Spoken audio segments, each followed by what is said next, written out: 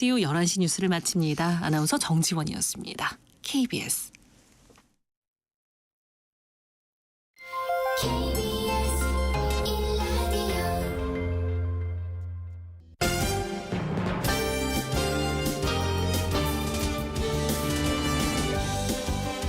KBS 1라디오 신성원의 오늘 세계는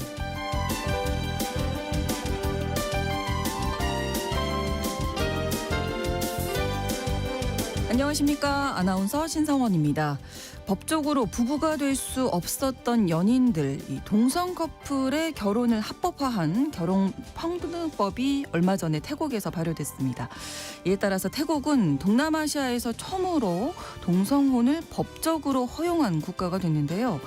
그동안 제도권 밖에서 차별받았던 동성 커플들이 부부로 인정받기까지 순탄한 과정은 아니었을 겁니다. 잠시 후 구정은의 수상한 GPS에서 태국의 동성혼 합법화에 대한 이야기 나눠보겠습니다.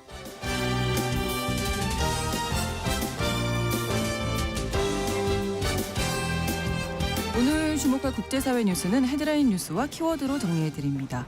통신원 취재 수첩 미국 소식 준비했습니다. 샤이 트럼프라고 하면 트럼프 대통령을 지지하지만 드러내지 않는 숨은 지지층을 말하죠. 그런데 요즘 미국에서는 트럼프 관련 굿즈를 아낌없이 구입하고 지지 의사를 당당하게 밝히는 사람들이 늘었다고 합니다. 그동안 샤이 트럼프들에게 어떤 변화가 있었던 건지 통신원 연결해서 알아보겠습니다. 1월 24일 금요일 KBS 1라디오 신성원의 오늘 세계는 시작합니다.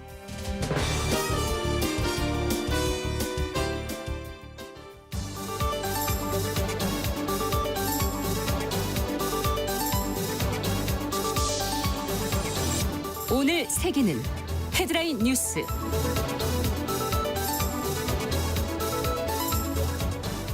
도널드 트럼프 미국 대통령이 미국 중앙은행인 연방준비제도의 제롬 파월 의장을 만나 금리 인하를 요구하겠다고 밝혔습니다.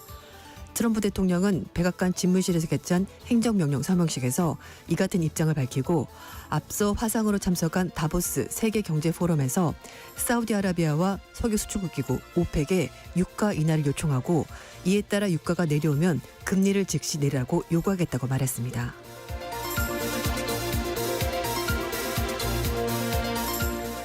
트럼프 대통령이 암호화폐 실무그룹 신설을 골자로 한 행정명령에 서명했습니다. 트럼프 대통령은 현지 시각으로 23일 암호화폐 관련 정책을 검토할 실무그룹 신설을 지시했는데요.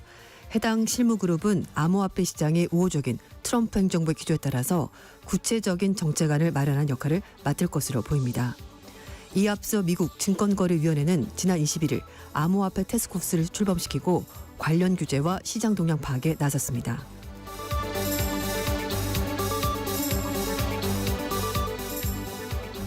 비아디, 지리, 상하이 자동차 등 중국 전기차 기업 3곳이 고율 관세를 부과한 유럽연합을 제소했습니다. 유럽연합 일반법원 홈페이지에 따르면 이들 업체는 지난 21일 유럽연합의 행정부 격인 집행위원회를 상대로 소장을 접수한 것으로 확인됐습니다. 소장의 세부 내용은 공개되지 않았습니다만 집행위에 고율 관세 취소 판결을 요청하는 내용일 것으로 추정되는데요. 앞서 집행위는 반보조금 직권조사 결과 중국 당국의 불공정한 보조금을 받는 중국산 전기차가 유럽 시장을 교란하고 있다며 기존 10% 일반 관세에 더해서 7.8에서 35.3%포인트의 추가 상계 관세 부과 결정을 내렸습니다. 중국 업체들의 이번 소송으로 전기차 관세 협의가 복잡해질 것으로 보이며 무역 갈등도 한층 심화될 전망입니다.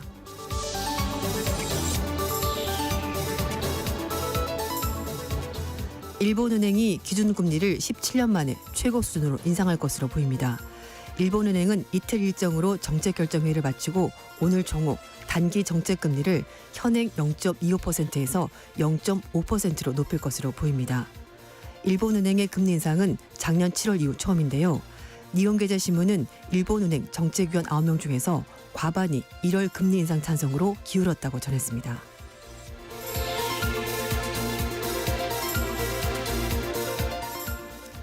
캄보디아의 대표적인 갑부인 속공이 뿌린 세뱃돈을 받기 위해서 군중이 몰려 4명이 압사했습니다. 현지 시각으로 23일 아침 속공이 수도 푸놈펜에 있는 자신의 저택에서 1인당 세뱃돈 4만 리엘, 우리 돈으로 14,000원과 쌀 2kg 나눠주는 행사를 벌였습니다.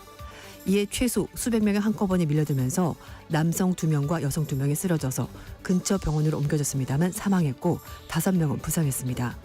사고가 발생하자 경찰이 출동해 행사를 중단시키고 군중을 해산시켰습니다. 캄보디아에서는 부자들이 전통적으로 음력설을 맞아 가난한 사람들 위해서 세뱃돈을 뿌리는 풍습이 있습니다.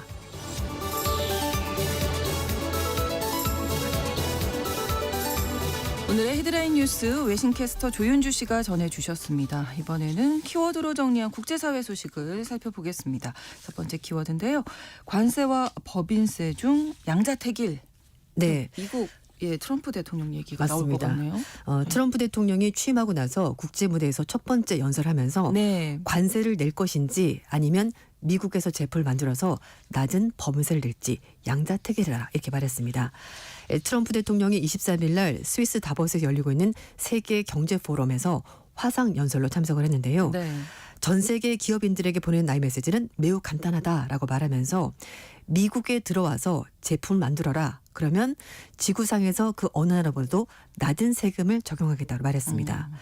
미국에서 제품 만들지 않는다면 그건 여러분의 권리지만 그러나 거기에 합당하는 금액의 관세를 내야 될 거라고 경고했습니다. 네. 이 관세는 미국 경제를 강화시키고 채무를 감대 쓰이겠지만 일자리를 만들고 공장을 세우고 기업을 키우기에 미국보다도 더 좋은 장소는 없을 것이다라고 말했습니다.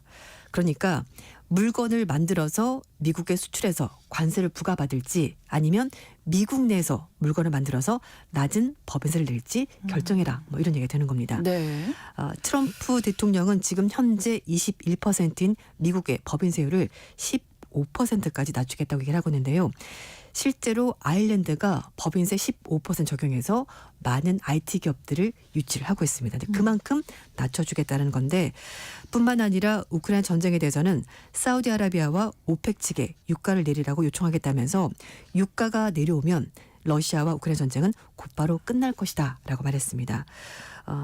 유가와 우크라이나 전쟁에 대해서 구체적인 관계는 설명하지 않았습니다만 네. 어쨌든 러시아를 종전 협상에 참여하도록 압박하기 위해서 러시아 주요 수입원인 에너지 수출에 타격을 주겠다 이런 의도로 해석이 됩니다. 뭐 이렇게 말하면은 트럼프 대통령이 말하면은 모든 다 문제가 되나요? 다 해결될 것 같은데 뭐 그러면 좋겠습니다. 사실 예. 세계가 평화롭고 물가도 내려가고 살기 좋아질 것 같은데요. 한편 트럼프 대통령이 또 불만도 얘기했습니다. 유럽연합 측에서 뭐 애플, 구글, 페이스북 같은 미국의 빅테크 기업들을 규제를 하면서 과징금을 부과를 하고 있는데요. 네. 이거에 대해서 이 기업들은 미국 기업이고 유럽연합이 그렇게 해서는 안 된다라고 말하면서 자신이 보기엔 이건 일종의 세금이고 그래서 유럽연합에 대해서 불만이 크다 이렇게 말했습니다. 네. 자신이 매기는 세금은 괜찮고 유럽연합이 매기는 세금은 안 된다. 뭐 예. 이렇게 볼 수 있는 것 같습니다. 미국 우선주의니까요. 네, 맞습니다. 네. 네, 핵심입니다. 네. 다음 키워드 더 사고 내리고 데려오고 이건 어떤 얘기일까요? 네, 어제 제가 이시바 시게루 일본 총리가 트럼프 대통령과 회담을 앞두고 모범 답안지를 네. 고민하고 있다라고 말씀을 드렸는데요. 네.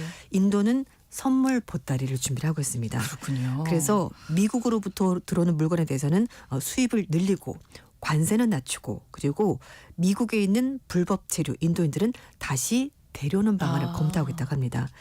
나렌드라 모디 총리가 트럼프 대통령과 조기 정상회담 개최하는 방안을 논의하고 있다고 하는데요. 이런 선물 보따리를 통해서 미중 무역 갈등이 고조될 경우에 반사 이익을 얻기 위해서 트럼프 정부와는 최대한 갈등을 피하겠다는 인도 정부의 의도가 깔린 것으로 보입니다. 블룸버그 통신 보도에 따르면 미국과 인도 정부 관계자들이 트럼프 대통령과 모디 총리가 2월 달에 워싱턴 DC에서 정상회담을 개최하는 방안을 논의하고 있다고 밝혔는데요. 네. 아직까지는 성사 여부가 확정된 것은 아니라고 합니다.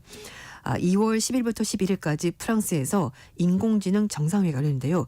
그걸 계기로 해서 두 정상이 파리에서 별도로 정상회담을 열 가능성도 있다고 하는데요. 다만 트럼프 대통령이 이 프랑스에 열리는 AI 정상회담에 참석할지 여부는 아직 확정되지 않았습니다. 인도 정부는 트럼프 정부가 인도의 대미 무역 흑자를 빌미로 해서 통상 압력을 높일 경우에 그걸 대비해서 무역 협정, 관세 인하 그리고 미국산 제품의 수입 확대 이렇게 여러 가지 방안들을 두고 고민하고 있다고 하는데요. 네.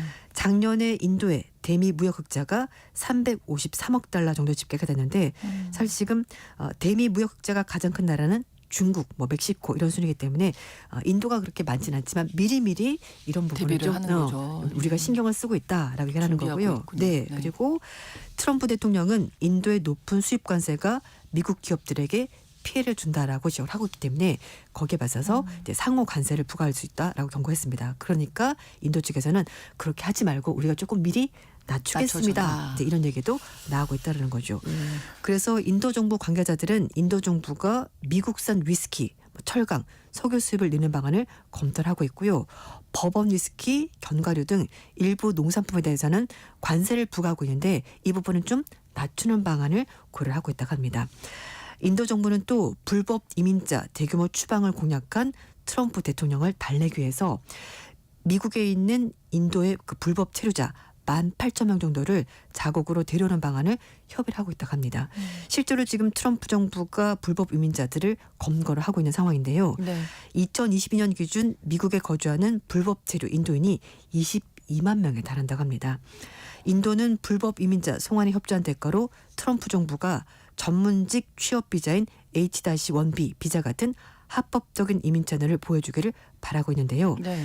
2023년에 발급된 H-1B 비자 가운데 4분의 3이 인도인이라고 합니다. 이제 그만큼 네. 인도인들이 합법적으로 많이 가긴 가지만 또 숫자가 많다 보니까 불법 이민자들도 꽤 섞여 있다고 볼 수 있을 것 같습니다. 네.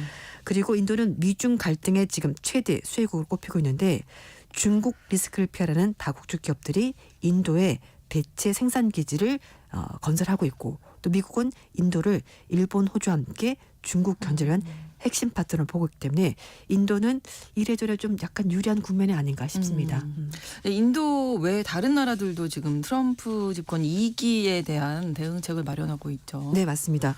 일단 사우디아라비아가 860조 원 우론으로 이 정도 금액을 미국에 투자하겠다는 뜻을 밝혔습니다. 네. 빈살만 왕세자가 22일 날 트럼프 대통령과 전화통화 가졌는데요. 사우디가 앞으로 4년 동안 미국에 6천억 달러를 투자하고 무역 확대를 하고 싶다 이런 말을 했습니다.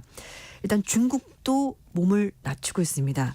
중국의 권력 설육인 딩쉐상 중국 국무원 부총리가 다보스 포럼 연설에서 중국은 무역 흑자를 추구하는 것이 아니다 이렇게 말하면서 균형 잡힌 무역을 촉진하기 위해서 더 경쟁력 있고 품질 좋은 서비스 제품을 수입하고 싶다 이렇게 말했습니다.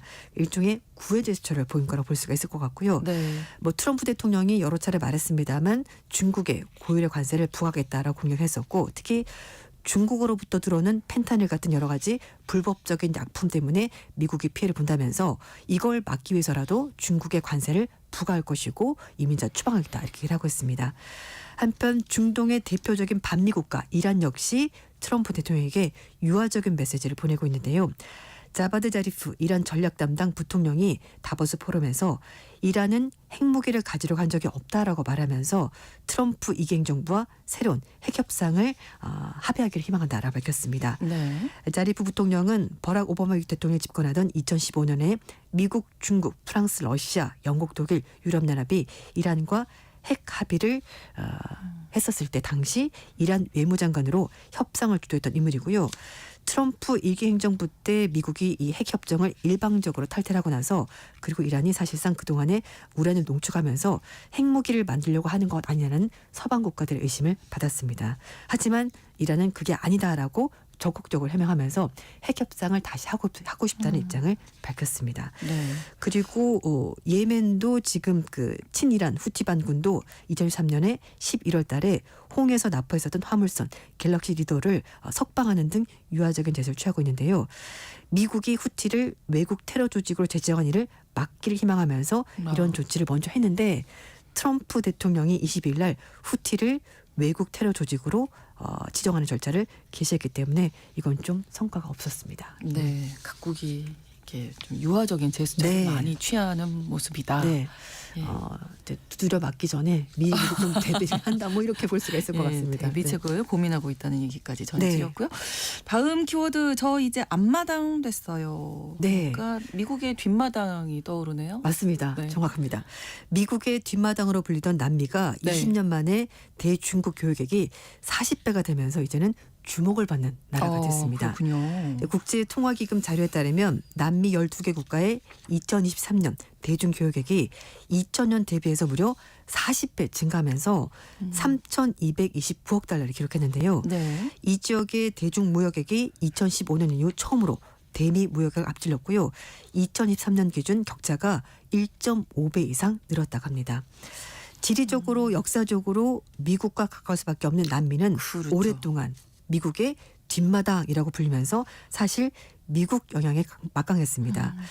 미국은 냉전 시대 공산주의 확산을 염려해서 이 지역에 대해서 굉장히 강력한 관여를 하면서 친미 정권 수립을 직간접적으로 지원했는데 이 소련이 무너진 것을 기점으로 해서 미국의 관여가 어느 정도 느슨해졌고 그 틈을 타서 중국이 파고들면서 영향력을 지속적으로 키웠습니다. 네. 중국은 남미 주요 산업인 광업, 농업 외에도 도로, 철도 같은 사회 기반 시설에 대해서 적극적으로 투자했고요. 최근 들어서는 통신, 우주 분야까지 영역을 확대하고 있습니다. 이런 가운데 트럼프 대통령은 중국의 영향력 확대에 제동을 걸고 있는 건데요. 트럼프 대통령이 여러 차례 뉴스가 나왔습니다만 파나마 운하의 전면적인 반환을 요구하고 또 군사적으로 경제적으로 압박을 가하고 있는데요. 트럼프 대통령 주장은 파나마 운하 통제권이 중국에 넘어갔다라는 건데 이걸 미국이 되찾는 논리를 펼치고 있는데 결국은 중국의 영향력이 커지는 것을 어떻게 해서든지 막아보겠다는 의미가 되는 겁니다. 네. 전문가들은 남미 국가들이 중미 무역 갈등 2라운드 속에서 실용주의적인 노선을 취할 것으로 보인다라고 전망을 하고 있는데요. 일본의 니혼게자신문은 트럼프 일기 정부 시절에 미중 무역 전쟁 당시 브라질 등 남미 국가들이 미국의 대중 곡물 수출이 줄자 그 공백을 채워서 경제적인 실리를 취했다면서 아르헨티나 비롯한 남미의 주 국가들이 미국과 중국의 갈등 속에서 실리적으로 움직이고 있다. 이렇게 짚었습니다. 그렇군요. 많은 변화가 네. 보이고 있는 요즘입니다. 다음 키워드 아동 권리의 종말인데요. 네. 어떤 이야기일까요? 이라크 의회가 21일 날 네. 혼인 최저 연령을 현행 18세에서 9세로 낮추는 내용의 개인 신분법 개정안을 통과시켰습니다. 혼인 최저 연령이 네. 9살이요? 네. 지금 현지 여성 단체들이 강력히 반발을 하고 있고 네. 시위까지 벌이고 있는데 원래 이라크 법률에서 정한 최소 결혼 연령은 18세인데요. 네. 9살부터 결혼하도록 허용하는 이슬람 주요 종파 시아파의 규정을 존중해서 이걸 법적으로 정하게 된 겁니다. 좀 충격적인 너무 그런 네. 내용인데요. 사실 중동 저희 딸이 국가가 9살이거든요. 초등학생이지 않습니까? 이게 말도 안 되는 얘기인데. 그래서 사실 어떤 얘기인지 더 들어보죠. 네, 중동 국가들은 좋은 풍습이 있습니다. 아프리카도 그렇고 그렇긴 한데 네. 일단 개정안에 반대하는 현지 여성단체 회원들은 개정안이 통과되는 것은 진짜 이 아이들의 권리에 대한 재앙적인 영향을 미치는 것이고 네. 아동권을 침해하고 여성의 이혼 그리고 양육권을 부한 여러 가지 메커니즘을 붕괴시킬 것이라면서 우려하고 있습니다. 이 한 변호사는 이라크에서 여성과 아동의 권리는 이제 끝났다. 종말이다. 이렇게 말하고 있습니다. 이 아동 결혼은 이라크에서 아주 오래된 갈등을 불러오는 고질적인 문제인데요. 2023년에 유엔 조사에 따르면 이라크 소녀의 28%가 이미 18세가 되기 전에 결혼을 하고 있고요. 그러니까 법적으로 18세지 사실 사회 관습상 18세 어린 전에 나이에. 결혼한다는 겁니다. 예. 이 아동의 조언, 특히 여자의 조언을 가난에서 탈출한 시도로 보는 그런 시각이 많습니다. 교육 중단 때문에 인생의 기회를 박탈하게 되고 결국은 이렇게 아무것도 못하고 그냥 일만 하다가 평생을 보내게 되는 상황이 벌어지게 되는 건데요. 네. 영국의 일간지 가디언지에 따르면 개정안을 옹호하고 통과의 필요를 주장하고는 시아파 의원들이 개정안이 이슬람 원칙에 맞게 법을 조정한 것이고 이라크 문화에 대한 서구의 영향력을 줄여줄 것이다. 이렇게 주장하고 있다고 합니다. 네. 너무 정말 아까 말씀하신 대로 충격적이네요. 네, 이게 오래된 사회 관습이라고 하더라도 그렇죠. 세상이 바뀌었고 네, 그리고 네, 이게 네. 일반적으로 우리가 알고 있는 국제에 통용이 되는 관습과 다르기 때문에 상식과 다르기 때문에 이건 부분은 꼭 반드시 고쳐야 될 것이고 네. 국제사회도 좀 더 관심을 가져야 될 것 같습니다. 사실은 현행 18살에 결혼을 한다고 해도 어린 나이잖아요. 네, 맞습니다. 어떻게 보면. 그렇습니다. 이라크 이야기였고요. 다음 키워드 엎친 데 덮친 격입니다. 네.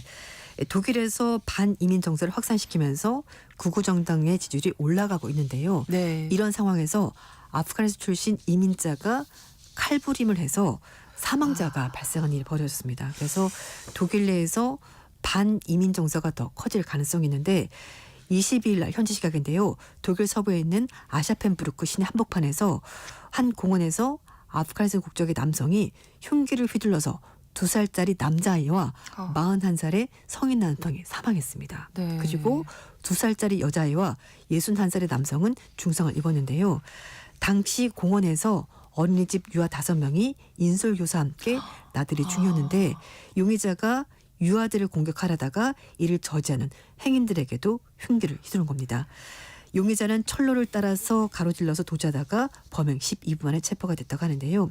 용의자는 2022년 11월 달에 독일에 입국한 다음에 폭력 범죄를 최소 3차례 체포된 전력이 있었고요.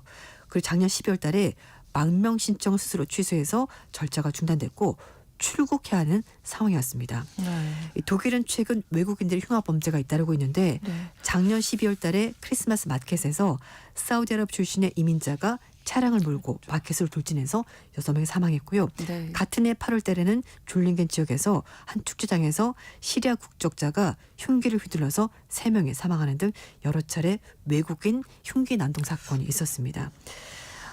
난민을 돌려보내는 요구가 들끓으면서 작년 8월 달에 범죄를 저지른 아프가니스탄 난민 28명을 본국으로 추방한 일까지 벌어졌고요. 네. 그러다 보니까 독일에서는 23일 다음 달 23일 날 조기 총선이 치러지는데 이민과 망명 정책에 대해서 논쟁이 굉장히 뜨겁습니다. 네. 독일의 극우 정당인 독일한 대한당이 그래서 지지율이 지금 22%까지 올라갔습니다. 네. 너무 안타깝네요. 네. 아이들을 대상으로 한 또 범죄라서 네. 그야말로 독일 내 뭐 반이민 정서 안 그래도 있었는데 네, 맞아요. 점점 더 커지지 않을까. 이런 사건 걱정되는 때문에 상황입니다. 이민자 전체를 범죄해서는 안 되겠습니다만 그렇죠. 이런 일 때문에 반이민 정서는 더 더 팽창할 수밖에 없을 것 같습니다. 그렇습니다. 네. 헤드라인 뉴스와 키워드 외신캐스터 조윤주 씨와 오늘 함께했습니다. 고맙습니다. 네, 감사합니다. KBS 라디오 신성원의 오늘 세계는 1부 마무리하겠습니다. 11시 30분부터 일부 지역에서는 해당 지역 방송 보내드립니다. 오지 오스본의 노래 Mama I'm Coming Home 들려드립니다.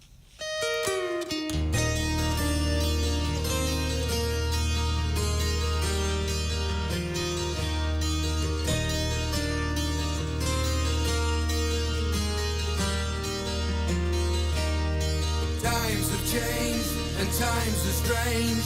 Here I come, but I ain't the same. Mama, I'm coming home. Time's gone by, it seems to be you could have been a better friend to me. Mama, I'm coming home. You took me in and you drove me out, yeah, you had me hypnotized, yeah. Lost and found and turned around by the fire in your eyes. You made me cry, you told me lies, but I can't stand to say goodbye. Mama, I'm coming home. I could be right, I could be wrong. It hurts so bad, it's been so long. Mama, I'm coming home. Selfish love, yeah, we're both alone.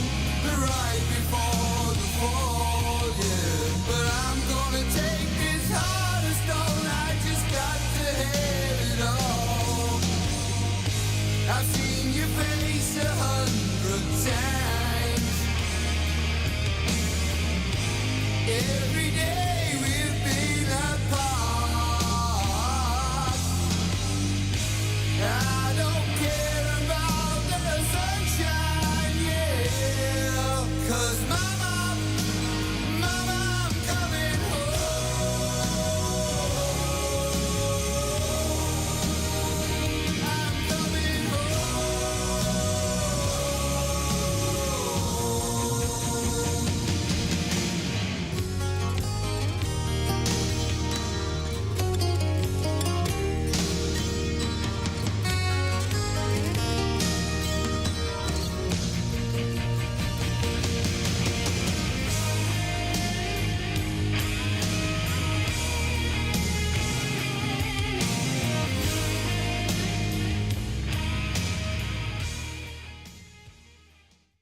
지금 시각은 11시 30분입니다.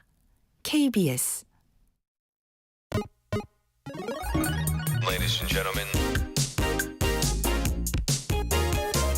국제사회의 다양한 뉴스를 한눈에 KBS 1라디오 신성원의 오늘 세계는 세계를 바로 보는 최소한의 투자입니다.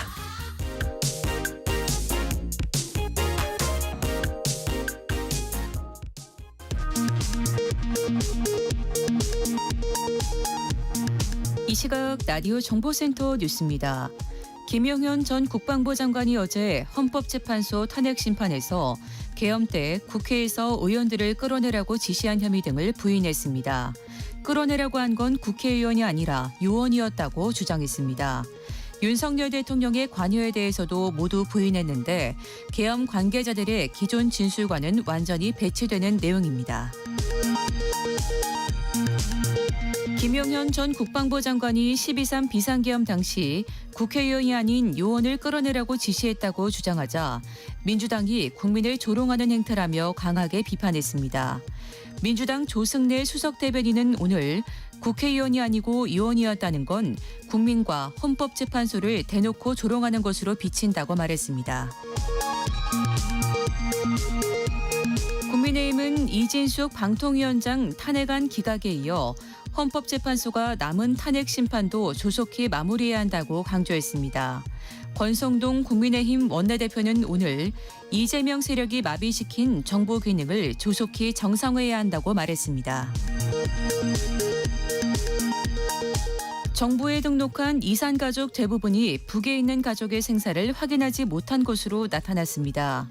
통일부는 지난해 실시한 제4차 남북 이산가족 실태조사에서 대상자 5,103명 중 75.5%가 북한에 있는 가족 친지의 생사를 파악하지 못한 것으로 응답했다고 오늘 밝혔습니다.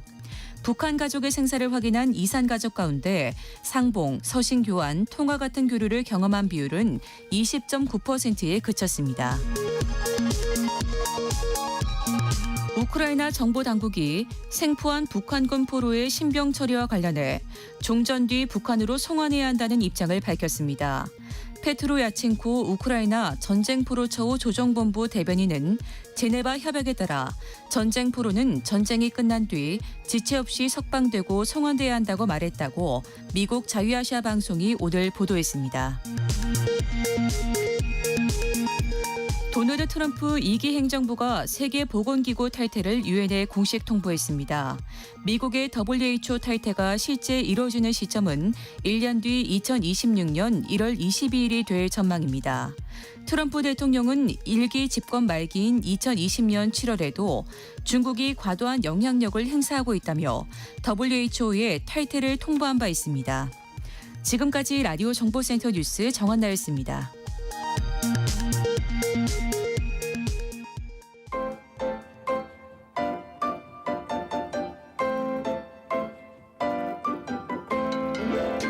통신원 취재 수첩.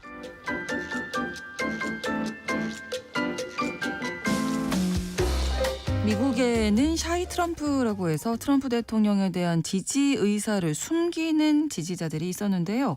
트럼프 대통령 취임을 전후해서 이 지지를 드러내는 사람들이 많아졌고 트럼프 굿즈의 인기도 높아졌다고 합니다. 그 배경이 무엇인지 워싱턴 DC 노정민 통신원 연결해서 들어보겠습니다. 안녕하세요. 네, 안녕하십니까. 미국 워싱턴입니다. 트럼프 대통령 굿즈가 인기가 아주 높다면서요. 종류도 다양하다고 들었습니다. 네. 그 미국의 최대 온라인 유통 사이트가 아마존 있잖아요. 네. 여기에 그 트럼프 대통령에 관한 공식 상품 코너가 있어서 이제 제가 한번 좀 들어가 봤거든요. 네. 근데 여기에 이제 다양한 굿즈가 판매되고 있었는데 뭐 가장 기본적으로 뭐 모자, 뭐 티셔츠서부터 시작해서 네. 뭐 컵, 술잔, 달력, 뭐 양말, 기념주와 뭐 피규어도 있고요. 이렇게 이제 트럼프 대통령을 캐릭터화한 제품을 팔고 있었는데 제가 개수를 세보니까 한 350여 점 정도 됐거든요. 네. 예, 뭐 가격은 한 10,000원, 한국 돈으로 10,000원대에서 50,000원대 정도 하는데 네. 어떤 제품은 이미 뭐 수천 명이 구매하기도 했습니다. 근데 제가 좀 그 일부 판매 후기를 읽어봤더니 네. 이 트럼프 대통령 취임 이전부터 구매한 사람들이 좀 많았고 이 상품을 갖게 돼서 뿌듯하다. 뭐 동생에게 선물했는데 매우 좋아하더라. 뭐 이런 네. 반응이 좀 있었고요.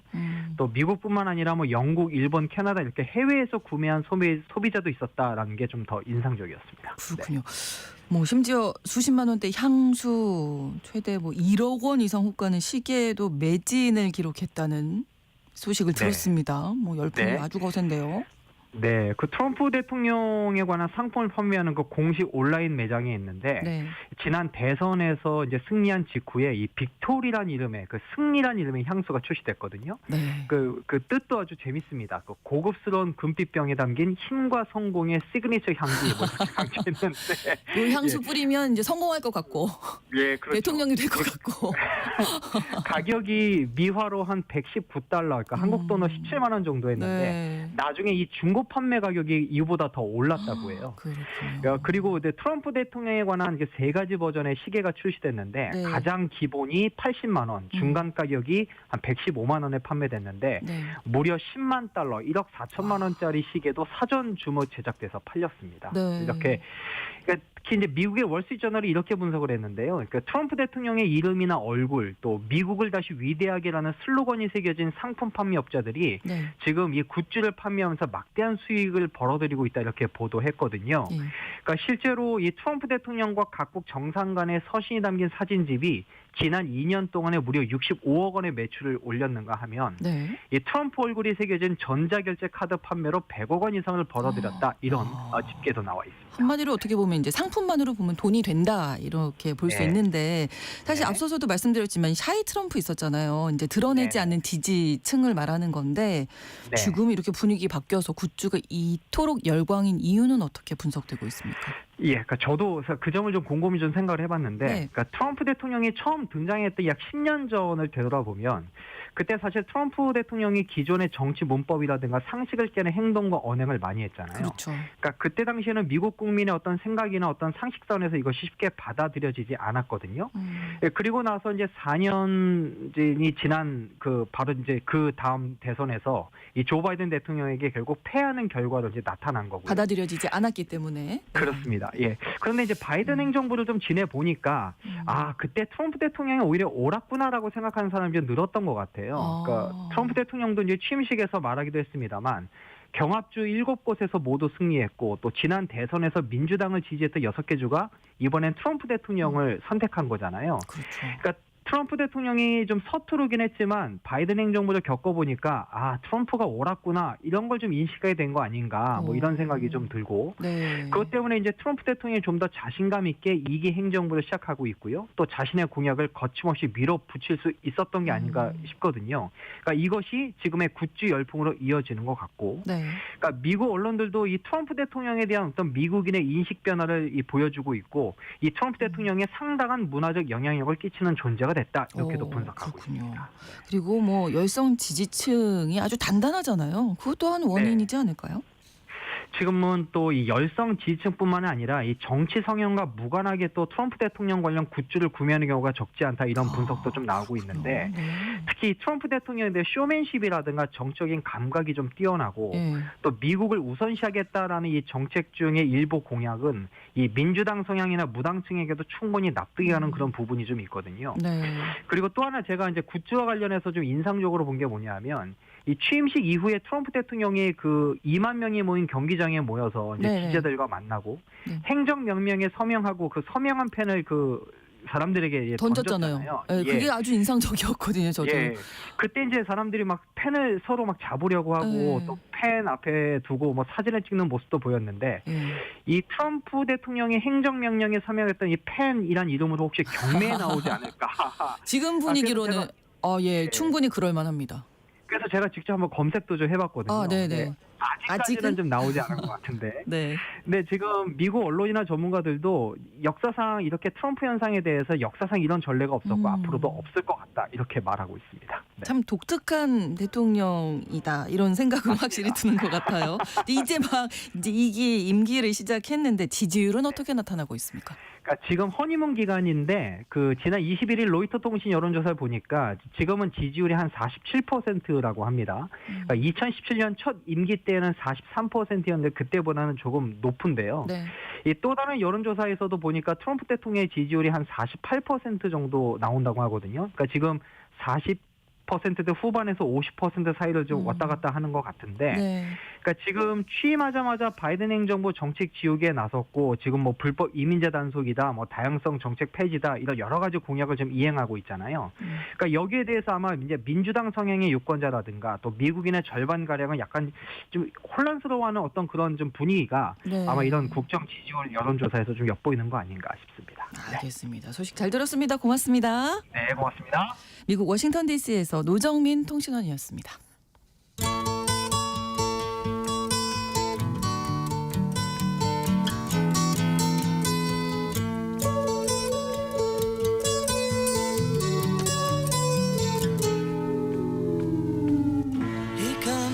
넓은 지구촌의 한 지역, 장소를 중심으로 우리가 주목할 이야기 전해드리는 시간입니다. 글로벌 이슈 구정은의 수상한 GPS. 오늘도 구정은 국제전문기자와 함께하겠습니다. 어서 오십시오. 안녕하세요. 네, 오늘은 어떤 곳의 이야기를 준비하셨을까요? 지금 진행자님 일주일 내내 도널드 트럼프 뉴스만 듣고 계시죠? 뭐 사실은 더 정확하게는 이 프로그램이 시작한 이후부터 오늘까지인 것 같습니다. 작년 네. 1월 1일부터요. 예, 그래서 좀 지겨우실 것 같아서 오늘은 네. 분위기를 확 바꿔서 다른 이야기군요. 태국으로 좀 전혀 다른 주제로 이제 옮겨가 보려고 좋습니다. 합니다. 네. 태국에서 23일 목요일 어제네요. 이제 동성 결혼이 허용이 됐습니다. 네. 그러니까 결혼 평등법, 뭐 평등 결혼법 이게 그런 법안이 이미 통과가 됐었고 네. 2024년 9월 작년 9월에 이미 왕실의 승인도 다 받아서 완전히 다 이제 발표가 된 겁니다. 이 법에 맞춰서 내무부가 그러니까 가족 등록 규정을 이제 새로 고쳤습니다. 그래서 왕실 관보에 게재를 함으로써 이제 23일부터 완전히 합법화된 건데요.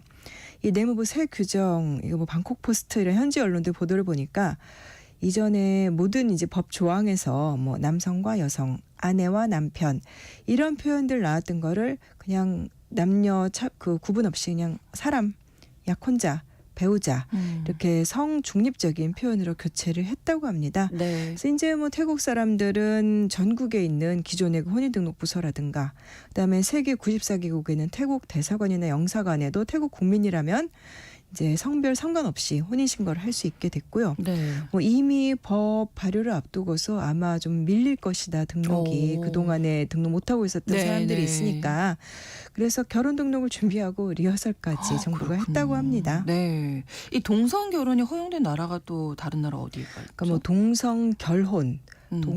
동성 결합, 뭐 또 시민 결합 이런 왜냐면 이 여러 가지 형태로 이제 성소수자들 간의 이런 네. 그 혼인신고 이거를 할 수 있게 해준 나라가 태국을 포함해서 한 38개국 그 정도 되는 것 같아요. 네. 사실 이 현대사에 들어와서 합법적으로 이제 결혼하고 혼인신고한 세계 최초의 동성 커플은 그러니까 1971년 9월이니까 굉장히 오래전이에요.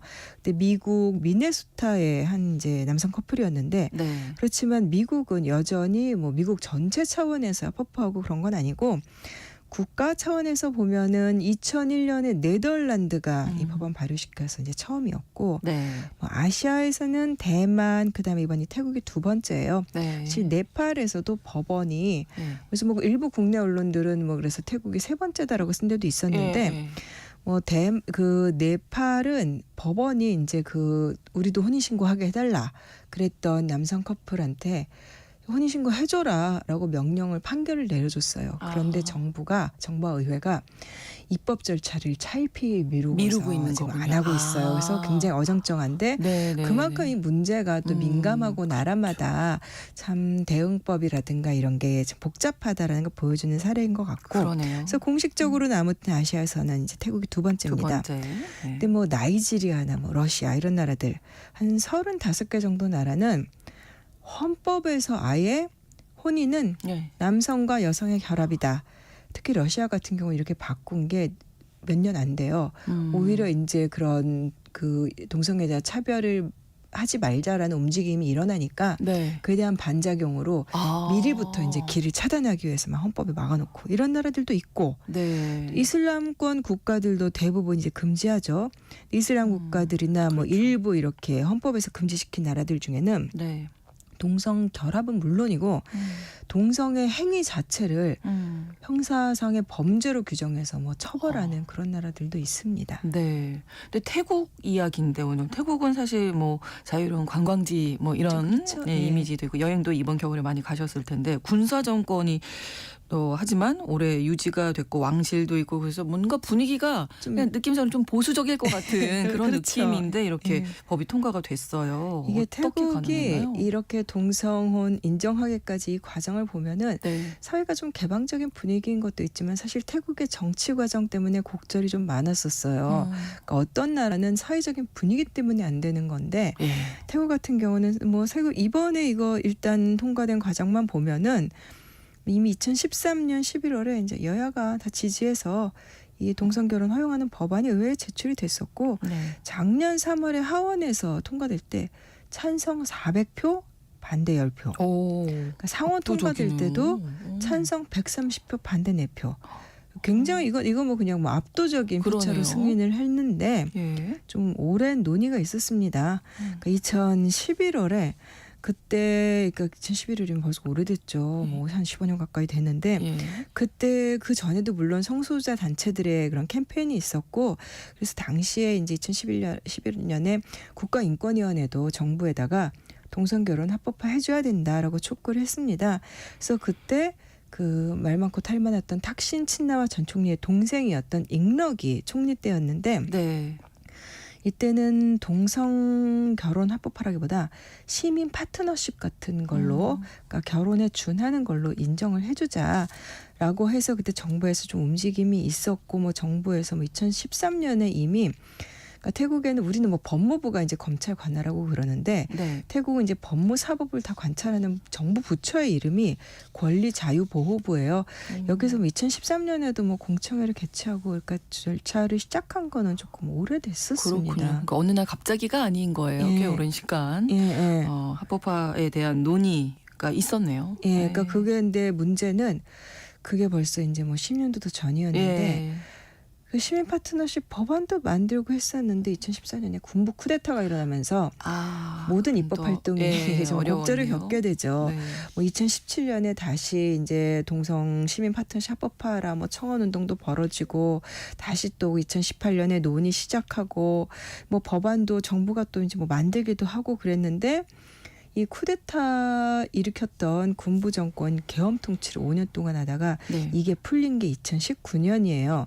근데 이게 참 눈길을 끄는 게 그때 총선 때 2019년 총선 때 젊은이들이 많이 지지한 신생 개혁 정당이 완전히 돌풍을 일으켰어요. 네. 그랬더니 군부와 기득권층이 그 정당을 바로 해산시켜버렸는데 아. 이거는 그냥 동성애 이런 성소수자 문제랑 상관이 없는 태국의 정치적 격동이었는데 네.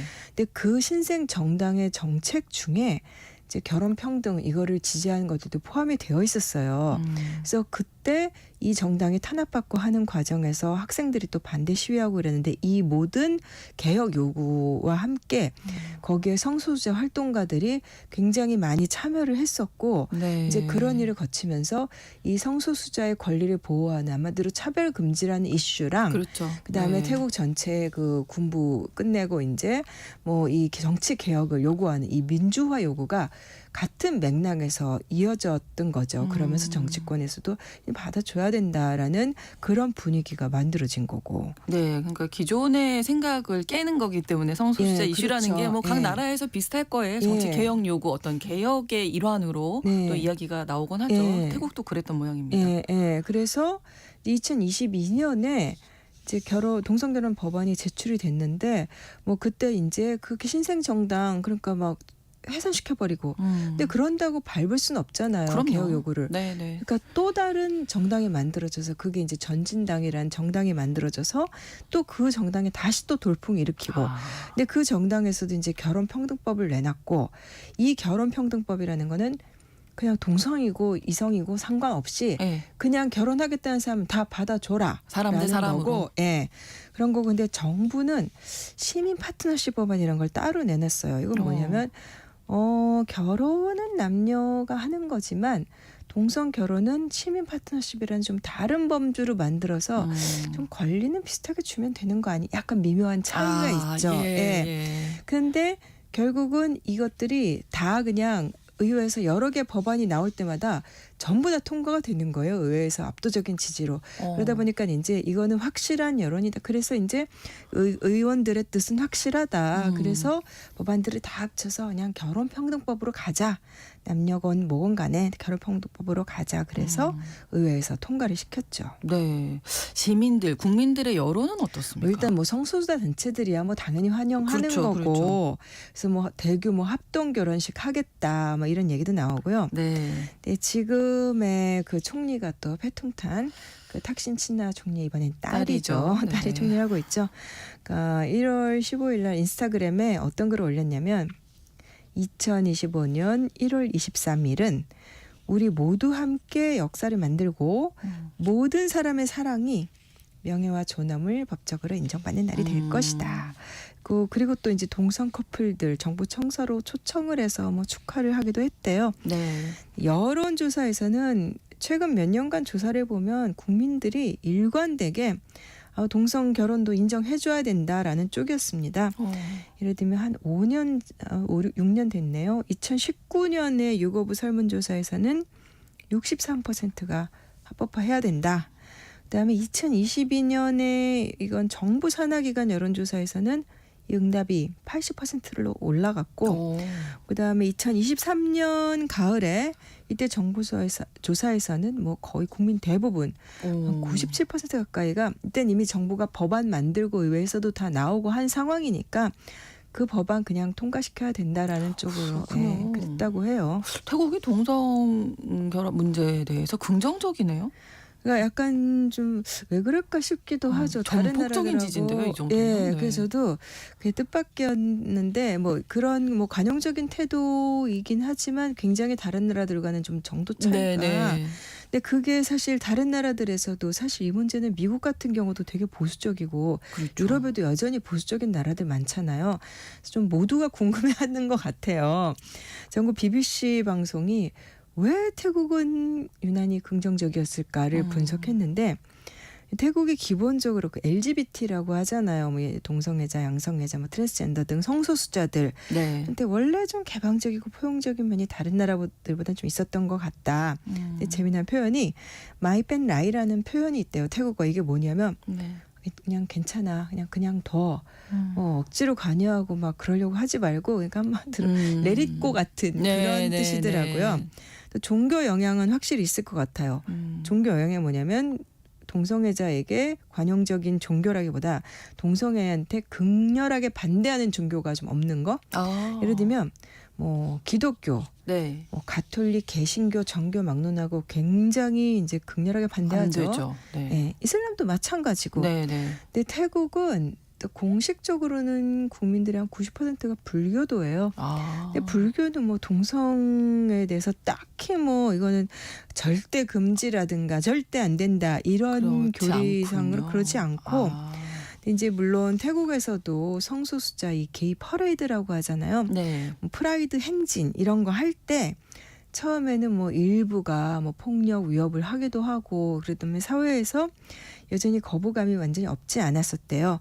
근데 사회 전체가 다른 나라보다는 좀 관용적이긴 했지만 또 이 동성 결혼이 합법화되기까지는 가장 큰 장애물이 됐던 게 뭐 시민들의 거부감보다도 오히려 관료 사회, 관료주의 거부감이었다. 뭐 이런 얘기도 있기는 해요. 그렇군요. 그러면 이제 성소수자들에게 좀 관용적인 것이 태국 같은 경우에 관광 산업이 좀 주된 산업이잖아요. 뭐 문화나 2001년에 그때 이제 유명 배우들이 알고 보니 이게 동성 관계였다. 뭐 알려져가지고 뭐 출연 금지 운동에다가 말이 많았었대요. 근데 최근에 그거 아마 잘 못 보셨을 것 같은데 태국판 동성애 드라마 이게 한국에서도 인터넷 통해서 많이 유행해요. 네. 일종의 그게 문화 상품이 된 거예요. 그다음에 그 관광지 이런 걸로 태국 정부가 우리는 성소수자들도 안전하게 휴가를 즐길 수 있는 여행지다라고 홍보 같은 거 많이 하고 있고, 네. 그러니까 그런 것들을 어떻게 보면 조금 포인트로 삼고 있는 측면도 그건 확실하게 있는 것 같아요. 그러네요. 아시아 다른 나라들에도 이런 움직임이 좀 전파될 수 있을지. 일단 이런 뭐 것도. 이슬람 국가들은 굉장히 어려울 것 같고요. 예. 뭐 여론조사 같은 거 뭐 몇 년 전에 그 동남아 6개국 대상으로 하는 그 퓨 리서치 여론조사 보니까 일단 베트남, 태국 이런 데는 뭐 국민들의 거부감은 크지 않은데, 그러니까 베트남은 동성 결혼 지지한다 65%, 네. 뭐 태국 그다음에 태국, 캄보디아, 싱가포르 순서였고, 근데 말레이시아, 인도네시아 같은 나라, 그다음에 또 이슬람 왕국인 브루나이 이런 나라들은 뭐 극렬 반대하죠. 근데 필리핀도 가톨릭 국가 여기서도 이제 좀 반대하고. 근데 이게 문제가 종교 때문에 반대하는 나라들이 많고, 아니면 그렇죠. 중국이나 베트남 같은 나라들은 예. 사회주의 정권 자체가 억압적이어서 체제 자체를 동성 결혼이고 뭐고 간에 그런 캠페인이 좀 불가능, 시민들의 움직임이 불가능한 나라들이 있고, 네. 또 그다음에 이번에 BBC에서 분석한 거 보니까 한국이나 일본 같은 나라들은 민주국가이지만 정치인들이 기독교가 많고 보수적이어서 안 된다. 또 이렇게 해서 아시아의 다른 나라들로 이렇게 빨리 확산될 것 같지는 않습니다. 않겠죠. 나라마다 이런 예. 배경들이 다르니까. 특히 아시아 쪽은 이제 종교적인 영향이 크기 때문에 예. 예, 어렵겠죠. 사실 대부분의 지역에서 아시아뿐만 아니라 네. 종교적인 영향력이 많은데, 이제 결국은 그게 그러니까 인권 문제, 차별에 대한 문제를 얼마나 받아들이느냐, 그다음에 그렇죠. 종교상의 교리를 주장하는 사람들의 목소리가 얼마나 많이 크냐, 네, 네. 이런 것들로 결정이 되는 것 같아요. 사회 전체적인